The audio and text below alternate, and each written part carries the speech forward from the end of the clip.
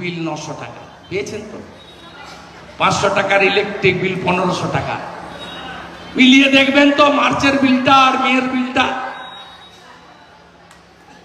কি সুন্দর ব্যবস্থা মমতা ব্যানার্জি করেছে, একটু দেখবেন। গোটা ভারতে কোথাও বাড়েনি, পেট্রোল ডিজেলের 1 টাকা করে বাড়িয়েছে ভিখারি সরকার। জমি কেনা বেচায় 2% স্ট্যাম্প ডিউটি রেমিশন ছিল, ছাড় ছিল, প্রত্যাহার করে নিয়েছে দেউলিয়া সরকার। এগুলো উপহার পেয়েছে বাংলার মানুষ। 29টা সিট দিয়েছে তো, বোঝো ঠালা। এই কাজগুলো করেছে।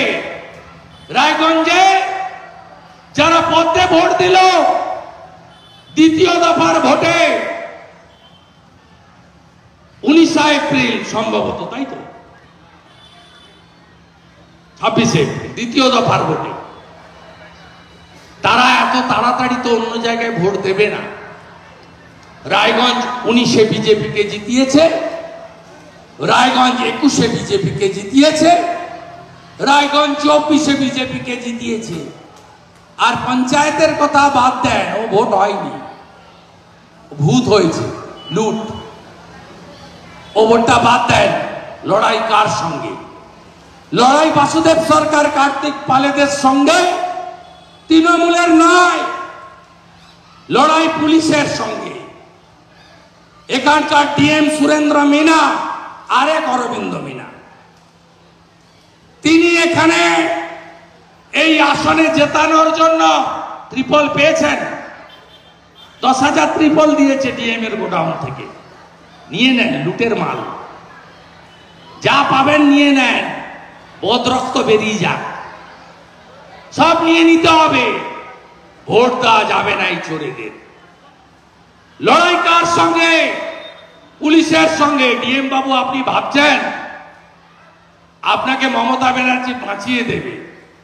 অন্ধ্রপ্রদেশে 2 জন ডিএম, 2 জন এসপি ইলেকশন কমিশন সাসপেন্ড করেছে গত নির্বাচনে। এখানকার আইসি বিশ্বপ্রিয় সরকার, আপনি নিজে লড়লেন না কেন পদত্যাগ করে? ওই প্রসূনের মতো, যেটা হেরেছে উত্তর মালদা। আপনি নিজে না লড়ে উর্দি পড়ে থানায় ডেকে ডেকে ধমকাচ্ছেন বিজেপি কর্মীদের। আপনি কি ভাবছেন পার পেয়ে যাবেন? আমি নন্দীগ্রামের এমএলএ, অভিজিৎ গাঙ্গুলিকেও লিড দিয়েছি এবার, প্রচুর ভোট।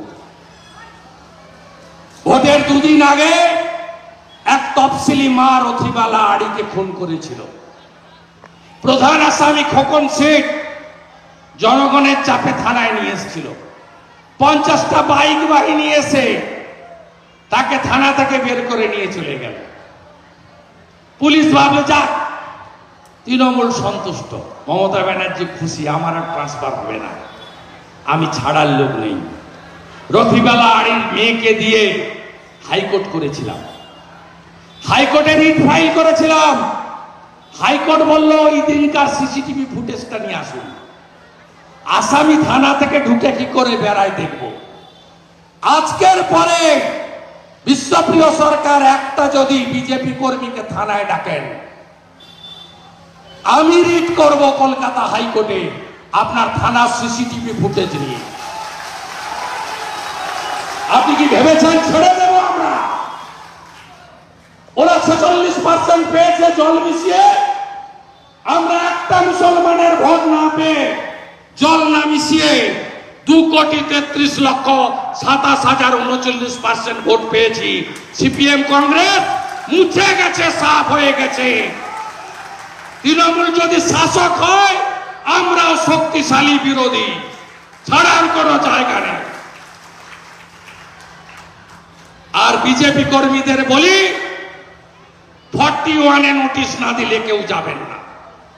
উত্তর মালদায় করেছিল, প্রতাপ সিংকে ডেকেছিল, আমি হাইকোর্ট করে স্টে করিয়েছি। 41-এ নোটিশ ছাড়া কেউ যাবে না। আমি চলে যাওয়ার পরে সন্ধ্যে 6টায় জেনারেল অবজারভার, পুলিশ অবজারভারের কাছে রাজ্যের জিএস, এমএলএ দীপক বর্মনের নেতৃত্বে সদস্য গিয়ে মধ্যপ্রদেশ এবং উড়িষ্যা থেকে আসা আইপিএস আইএস ক্যাডারের অফিসারদের কাছে এই বিশ্বপ্রিয় সরকারের নামে লিখিত অভিযোগ হবে। আগামীকাল সকাল 11টা থেকে 1টা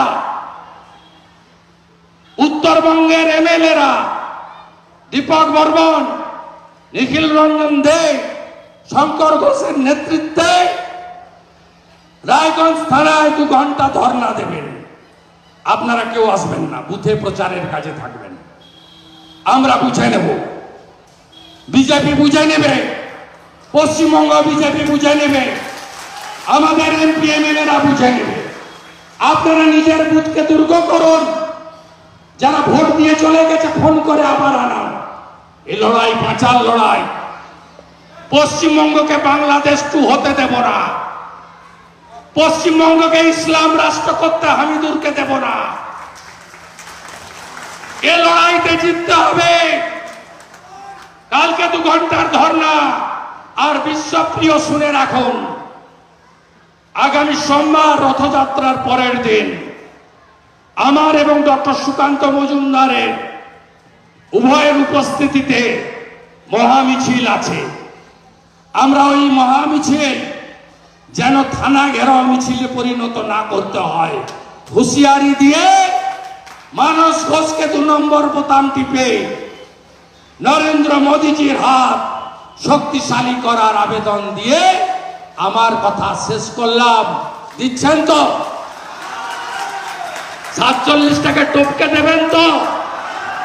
দেবেন তো?